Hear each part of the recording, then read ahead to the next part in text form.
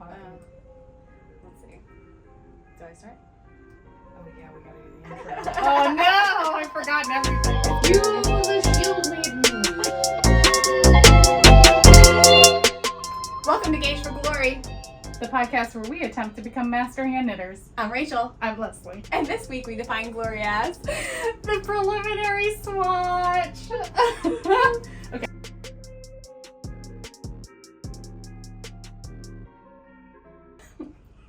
Okay. Okay, so no, that's time. yeah, now we have to say welcome or welcome back. Yes. Right? Yes. Now we have some welcome backs. Thank you to all of our new subscribers. We had a lot of fun at Maryland Sheep and Wool. Got a lot of stickers out, right? Yeah. We hope we saw you at Maryland Sheep and Wool, and if we didn't see you, hopefully we will see you next year. So yeah, that was a lot of fun. I'm glad that we got to go. Yeah.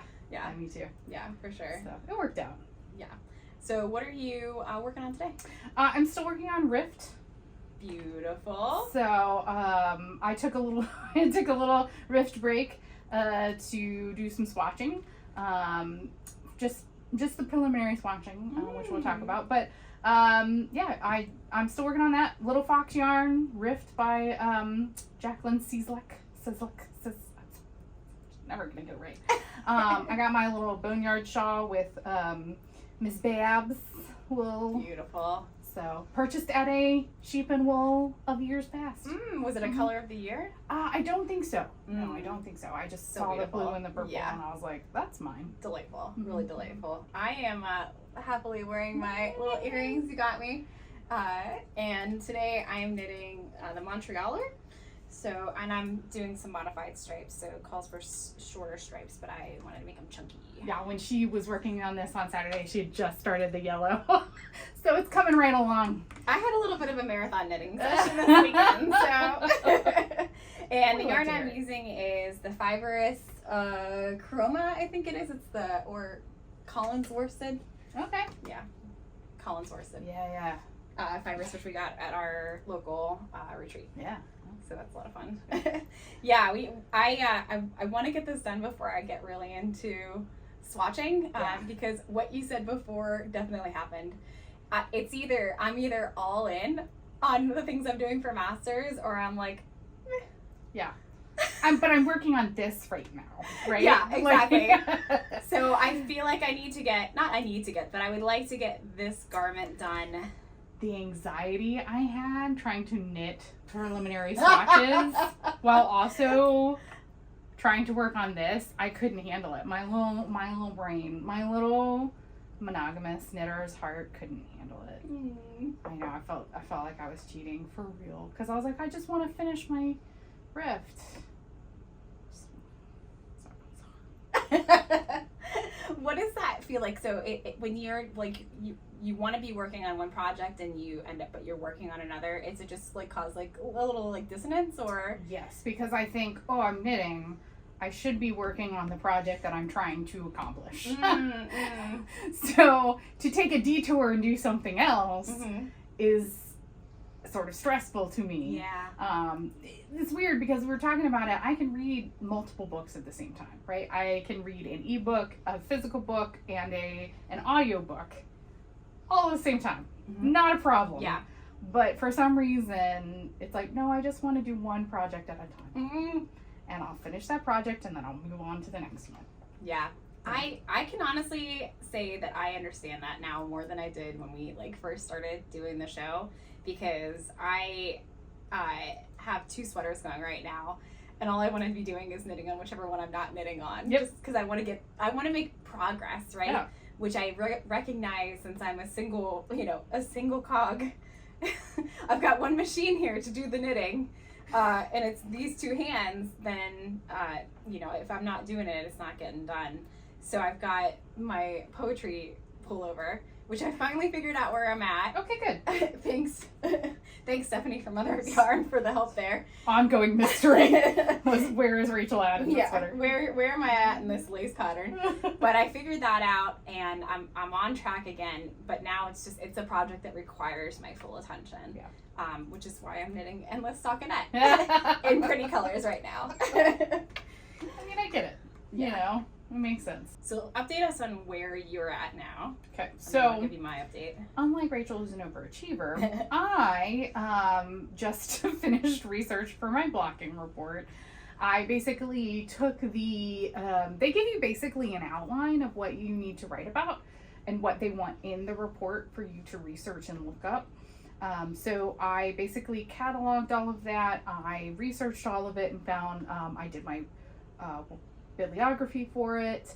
I actually maybe went a little too all in on researching because I have a lot of resources now in my list. Like, I didn't stick to like 2. I did like 6. But I have like 6. Okay. Because I think I use the Vogue knitting book as my primary for all over. But for different sections, like about, especially when you talked about, one of the topics I think was how to block different types of fibers. Mm-hmm. I should have quoted your acrylic. Mid-X. Straight from the source. Straight from the source. I used a bunch of different ones. I probably used about 6 too. Okay. I felt like that makes me feel better. I'm glad that you said 6 because I when you said a lot, I was like, oh no, did I not use enough? Because I felt like maybe I should use more, but it was only like, it's only 2,000 words. Yeah. And so, and there were certain, my process was a little different. I used the online resources. So I went on the guild's website and actually looked up articles that would be relevant. So I kind of started with what are they saying, because I knew that, they were probably the authority.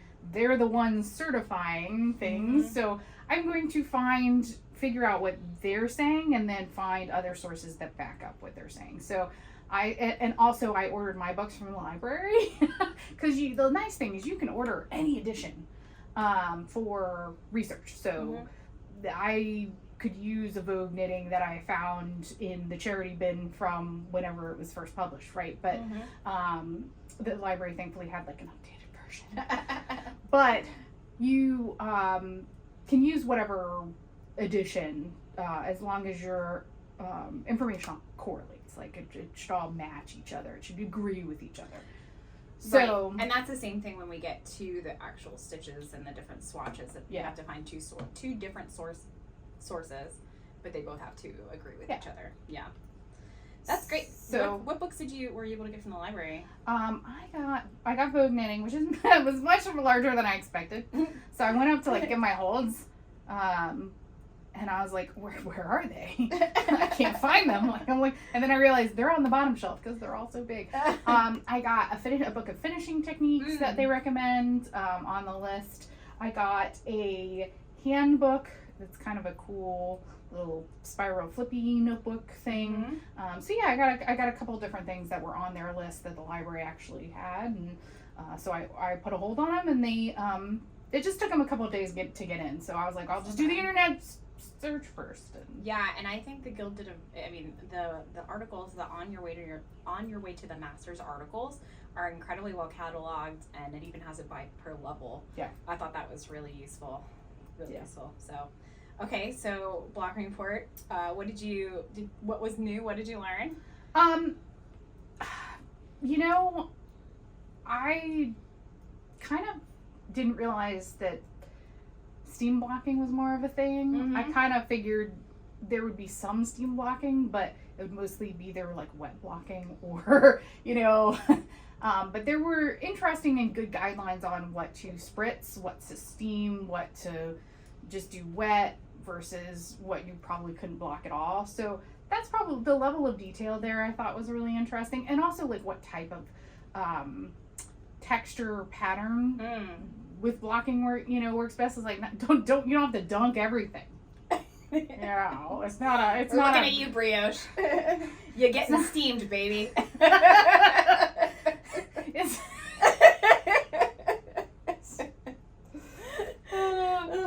Yeah, so that's probably the thing that I hadn't really thought as much about is that you don't need to dunk everything like a biscuit in tea. So this week I learned, not necessarily because of the masters, but because of that shawl that I'm knitting. Thanks, Leslie, for turning me on to shawls. The Blossoming Gardens shawl is that fisherman's rib produces the same fabric as brioche by a different technique. Did you know that? I did not know that, but that actually checks out to me. It's wild. You like knit into the loop below, but it produces the same type of fabric, which was just astonishing to me. I took Chuck's brioche knitting, so I do know brioche knitting, and I don't know. It's really strange to think. I don't know that brioche is that much harder or easier. It's just different. Yeah, I don't do a lot of brioche just because I don't want that thick of a fabric.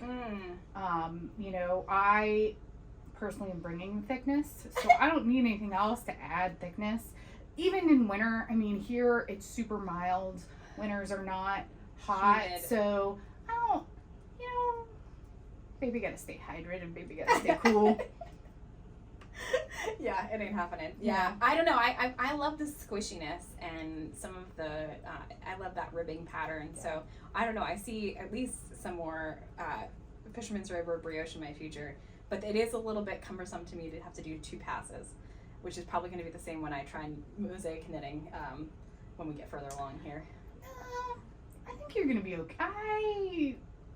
Because mosaic is a little different. Yeah. So it's not... No, reserve judgment to you. I will, and that's one of the things. I actually have never tried mosaic knitting, so I did do a mitten for my sister earlier this year, so I can say I've done at least 1 mitten before we start our level 1 mittens. But I don't know that I've done a mitten. I've done fingerless gloves, which is like a mitten without the top part. Yeah. So yeah, well, I mean, at least it's not doing with tiny fingers. If I've done a sock toe, basically I have all of the practical knowledge except combining it for a minute. Yeah, and the thumb gusset I think is gonna be. I have done a thumb gusset before. Yeah, okay. Yeah, it was not fun, but I did it. That's okay. Yeah. Sometimes life is like that. Yeah. Thumb gussets especially. Yeah. But I'll tell you what I think has been fun is trying out these different yarns that we bought. Okay. So thank you just from the bottom of my heart to everyone who commented, sent me emails, talked to me in person about what yarn I needed to use for these preliminary swatches. Because I was all over the show. I didn't know. So what yarns did you try versus what, because I feel like it needs to be a reveal maybe. Yeah, let's do the reveal. So as I talked about before, I did try this one. So I've got 3 here on these blocking mats, and I'll post a little short about how I block these. Just wanted to show everybody the process that I used, which is based off of some of the videos from the basics course and from the master hand and from what we learned in the blocking report. I recognize this is a dark color, and I cannot use a dark color. Okay? That's why you didn't pin it all the way either. Look at this. Look at this. What is this? I ran out of pins. Oh no! Can't block them all at the same time. I recognize that I cannot use a dark color. Got that. I wanted to try this type of yarn, and I have yet to measure them. So I'm gonna check the gauge. So which so one is this? which? Is Cascade. Yep. Okay. This is what I used for the basics course, and I'm pretty happy with it. It's got pretty smooth texture. It blocks out nice. This is the Germantown from, remind me the name of that yarn, Kilburn Woolens. Yeah. So this is Kilburn Woolens Germantown. And then I have a soft spot for Knitting for Olive. And so this is the Knitting for Olive Heavy Merino, which also is pretty rustic. And I have to say my edges on the Knitting for Olive were better than in Germantown or Cascade, but I don't think that's just because it's darker and I can't see it as well. There was that thought though, but I didn't even bother to do a full one. Yeah. But you can kind of see the edges my edge stitches are a lot neater than the other 2. I have a problem, I know, and I have to be careful about my edge stitches because I have a little bit of like guttering that can go on there, or some sloppy edge stitches. But we'll talk about that in another one. I have some tips and tricks that I learned from the tension course about how to get neat edges. The Lana Grossa method is the one that works for me. Okay. So we'll talk about that in a future one. But I don't know. I've done my initial measurements. So you have to measure the before because you want to see if the fabric's going to grow. I've done that, and everybody fits within the guidelines, so it has to be 16 to 20 stitches per 4 inches. So everybody fits within the guidelines, but honestly, I'm more drawn to the knitting for olive, I think, than the other two. So I think what I'm going to do next is get the right color of knitting for olive, and then do an actual preliminary in that, or dive in with the cascade. I don't know. So I did. I borrowed some of the cascade just to try it. Didn't love it. I can see why people like cascade. I think it's really good for project work, for specific projects.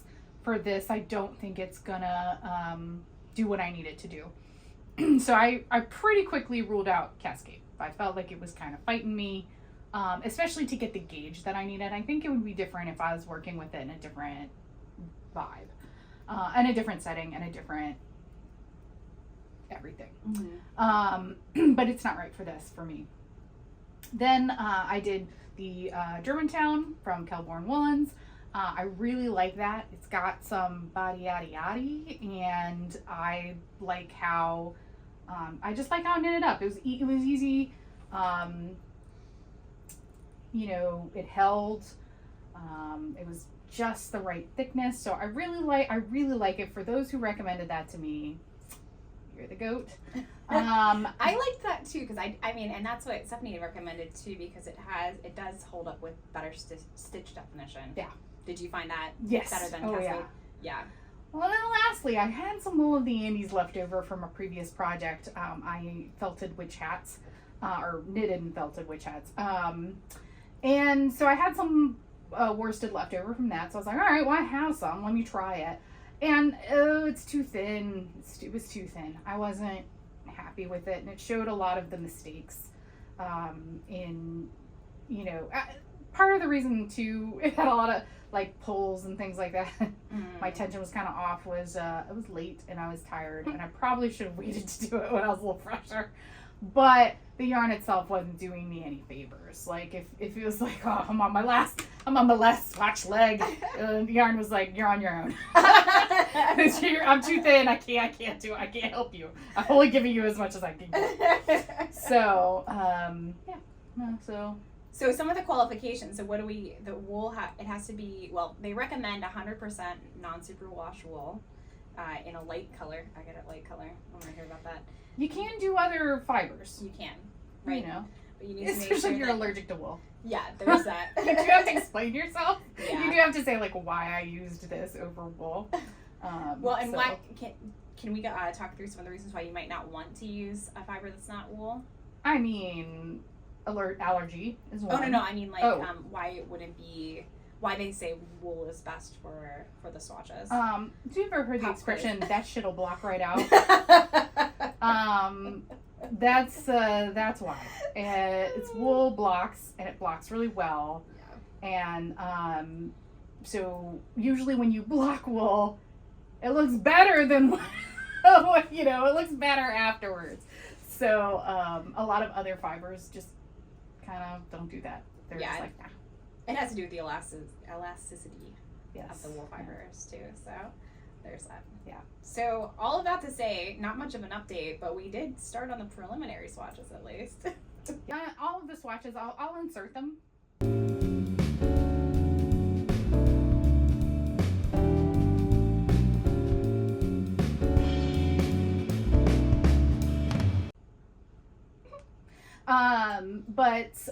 Because I left them at home. Sorry.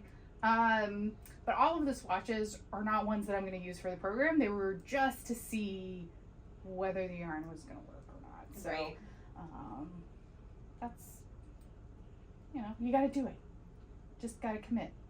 It's good practice too, and especially doing them over. That's why I didn't fuss too much about the knitting for olive, because I'm like, well, I'll probably knit my preliminary swatch a couple times anyway. Yeah. Just like most of these. Yeah.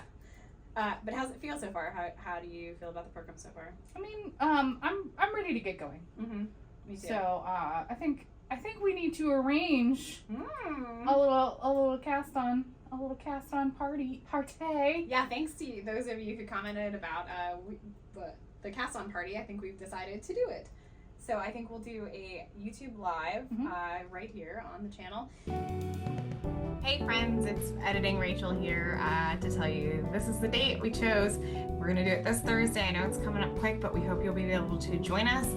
You can start your preliminary swatch, or if you've already done that, you could start swatch 1 through 17 for level 1. If you're on level 2, start any of those swatches. Or if you just want to sit and knit with us and ask us some questions, you're welcome to join us. Calendar after. Rachel did a magic. The more you know. So we'll do it on that date coming up here in June, and we'll post on our Instagram as well that it's happening. Yeah. So just stay tuned. You're welcome to join us if you want to try getting your preliminary swatch out of the way. That way you know what type of wool you want to use. I'm sorry, what type of fiber, because you could use that wool. You would like to use, then please go ahead and let us know how it's going. We're on Instagram as well if you want to talk to us behind the scenes at Gauge for Glory. That was like really a final, pitch. right? That was a pitch. Oh, that was dancing. Yeah. So So that's next. I mean, I feel like that's probably next, right? Yeah. So we'll get started. Yeah. And then I honestly think I might be adopting the Leslie way of thinking. I might be giving it, and except for, I mean, I'll need to have a project for social knitting. Of course she says this, right? Okay. All right. You know, I finally got more of that Pima cotton to make a cotton tank now, too. And I'm like, oh. Yeah, I picked up some Scout, which is also from Kevlar Mullins, in the sale. So I'm excited about that. I don't know what it's going to be yet, but I got a sweater quantity. Oh, it's a pretty peach, too. Yeah. Yeah, definitely. So. Yeah, that's going to be great. Yeah. Yeah, so what comes after the... So we've sorted the blocking report, basically. I have it all but written. We have done the yarn testing to figure out what yarn we're going to use. We're going to do a preliminary swatch in that yarn, and then we'll have a live cast on party show. And then after that, it'll be Swatch City, baby. Swatch City. Yeah. Definitely. Yeah. I put my binder together. You did. I put my binder 'Cause together. you can't help yourself. I couldn't help myself. I know. I wanted to make sure I had my my worksheet for my preliminary swatch set up, which I wrote down on Post-it notes for now, so in case, because I don't know which one's gonna be my actual. Yeah. Yeah. So I did put that together. But I'm ready for Swatch City. Yeah. I'm excited. I'm excited to get started. Yeah. Me too. And I do anticipate that I will finish this first, and then I will really. I probably won't start anything else until I finish. I don't think I can do. I don't think I can do the swatches like here and there. I think I'll just have to commit and do them. Yeah, I think so too. I had this notion of like just doing them on Sundays. Mm-hmm. I would like set swatching Sundays, you know, kind of set some Yeah. time aside then. But I don't know. I think it's easy enough that I think maybe do one after work or try to get a couple done during the week. I'm not setting a goal for myself because I'm trying not to put myself on a timeline. Learning is the goal, right? Trying to do this process and learning new skills is the goal. And so however much time that takes is what it takes. Yeah. But, you know, there is something to be said for, like, when you're on a roll and all of this information is fresh in your head, it will be helpful to do it. Right. You know? Especially doing the bits of research for each swatch ahead of time. So, yeah.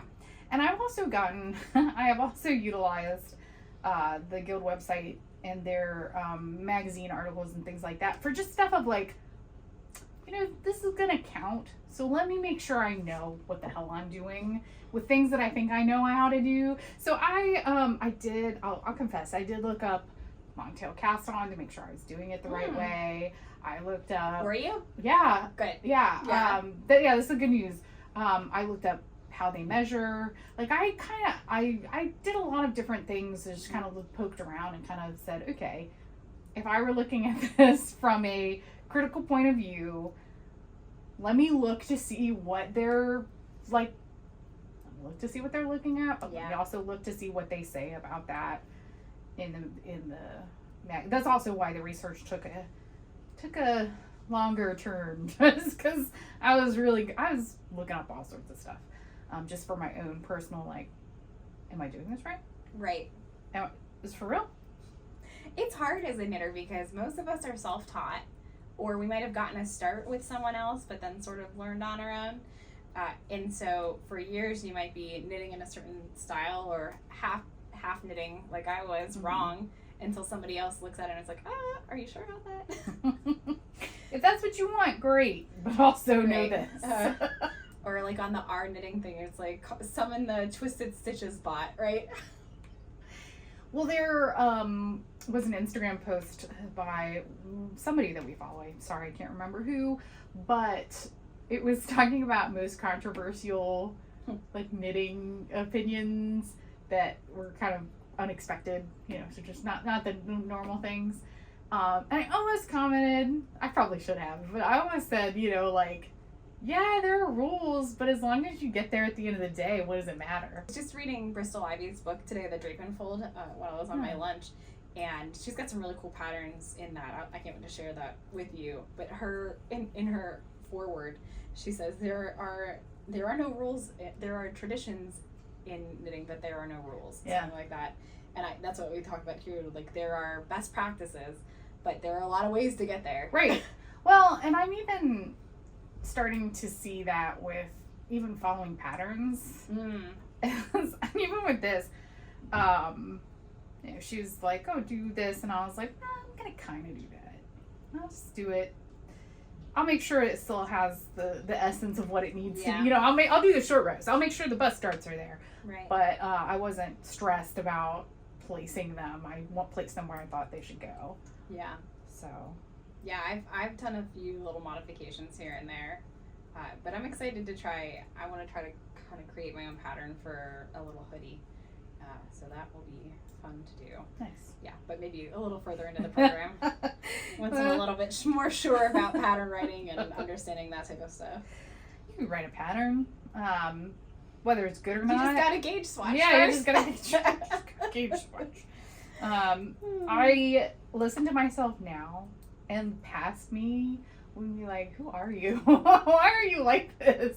Past me, she had all the time in the world to knit. She had knitting at her fingertips. She just didn't even know. Yeah. Well, I find that since I've been doing all that swatching, swatching doesn't bother me as much as it used to. I definitely was of the camp of like, oh, this is a waste of time. Why do I have to do this? It's probably going to be close enough. And I never had any major misfires with that so far, but I'm sure I would have eventually. Yeah. Because most of the time I would force myself to do it. But lately it's becoming less and less of like, I feel like I have to force myself, and I actually am kind of looking forward to it. I mean, I have swatches from fabrics that I haven't even started knitting a garment. Like, I didn't even cast on yet. And I'm just sort of like playing around with the different textures that it's producing. And that, to me, if you would have told me that was where I would be at now, I would just be knitting a square that was doing nothing. A year ago, I would have been like, you're crazy. It is doing something. It's just not what you want to be doing. It's like, oh, I want to just cast on this project and finish it and be done. And yeah. And maybe it's finally teaching me patience. Who knows? It's possible. Anything is possible. Look, if this is teaching you patience, I hope it rubs off on me too. It's not one of the things I'm known for. Me neither. But I feel like you have to. I mean, especially that like physical pain of having to frog something. Yeah. That's where my patience. Yeah. Sometimes, yeah. I can just feel it. Like it's when you go to the gym and your muscles are sore. Yeah. That's frogging is where your patience is just being grown. But that's the beauty of this stuff, right? Like, you can start over. A mistake doesn't mean forever. Doesn't mean it's ruined. Yeah. So I like that. A little bit of knitting optimism for you. Yeah, there you go. Knitting wisdom with Rachel and Leslie. That's a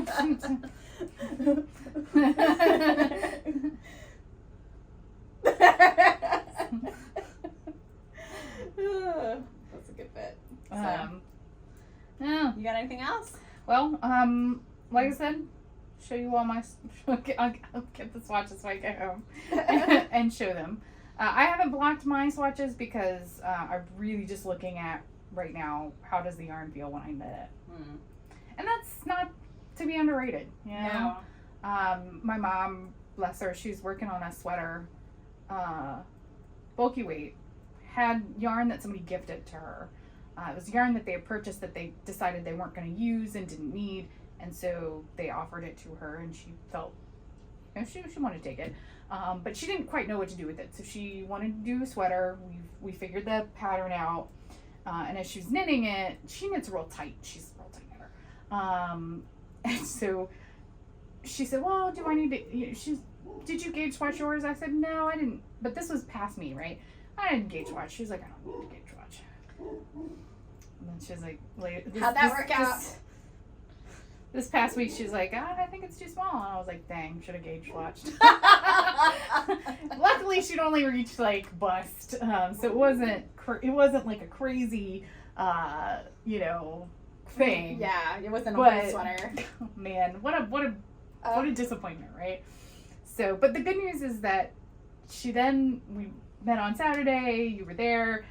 She picked out a yarn that she likes much better, that I think she's much happier with, that she actually chose. And I'm proud to report that she knit the gauge swatch, and she's getting gauged now with this new yarn. Beautiful. Yeah. You'll love to see it, folks. Yeah. You'll love to see it. So she even blocked it, and it's still good. Still good. Oh, that's great. Yeah. Well, I think that's all I got for right now. We'll post the information about the cast-on party. Yeah. And hopefully you'll get a chance to do your preliminary swatches. If you haven't already, please like and subscribe. We're getting a little community here, and we love to see your posts and your comments on our, I don't know what I was saying. All the things. Love to see them everywhere. Yeah. Honestly, I've been very encouraged by a lot of the comments Yeah. here, because a lot of people are saying, yes, this is really hard, but it's been one of the most beneficial things that I could have done for my time. So thanks for that. I'm going to go back to those notes and those comments whenever I need a little bit of encouragement, like when we open up our boxes from level 1. This has been Gauge for Glory. I'm Leslie. I'm Rachel. And we'll see you next time.